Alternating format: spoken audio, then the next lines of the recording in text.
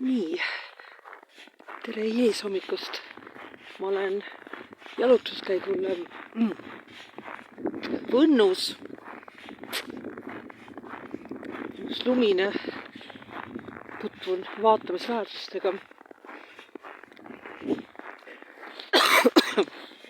Vabandust, ma olen natuke haige. Mõtlesin rääkida sellisest huvitavast asjast nagu austrid.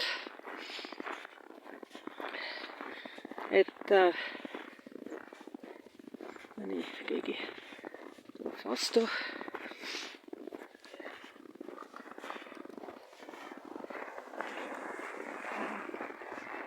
Nii. Ja siis miks on austrid huvitavad, et pikki aastaid, kui keegi küsis, et mis mu lemmiktoit on, siis ma võisin anda mingi 5, 10, 20 toitu ka, eks, mis mulle meeldivad, aga ükski neist polnud nagu absoluutne lemmik.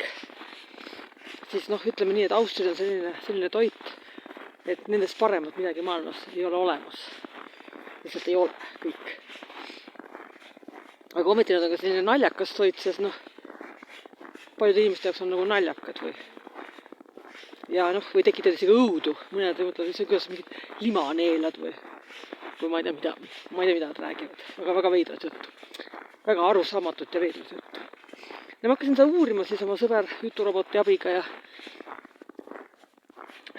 põhimõtteliselt kõik taandub sellele kehalisusele. Et inimese keha, see informatsioon, mis sealt tuleb, see on ikkagi selline vanem. Ja keha tunneb nagu sellist judinat või ettevaatust või kui ta näeb asju, mis võivad olla mürgised või ohtlikud kuidagi.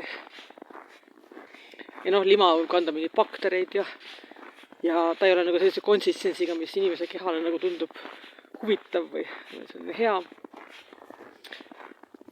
See, kes sellest kehalise tasandil suudab natukene välja tulla, see sama väljatulek, mis on, eks ju, benji hüppe puhul, eks ju, kus sa tead ratsionaalselt, et see on ohutu, eks ju, aga keha lihtsalt ei tea.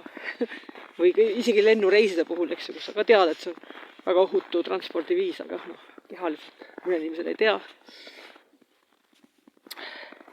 Ja sama asi on austritega, eks ju, sa pead sellest välja tulema. Kui sa sellest välja tuled, siis on tõepoolest tegemist maailma kõige parema asjaga.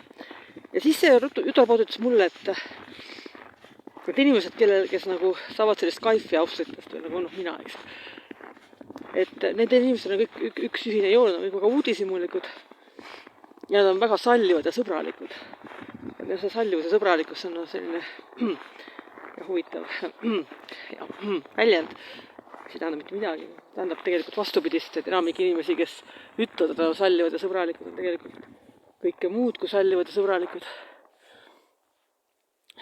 Aga ütleme, et sa ei pea olema salliv mingite mõrvarite vastu, aga sõbralikkuse moment on see, et pole mingit põhjust ju rünnata kedagi, kes pole sind enne rünnanud. Miks sa peaksid seda tegema? Järelikult pole seda vaja seda sõbralikkust vaja rõhutada, vaja lihtsalt rõhutada adekvaatne olekut, eks.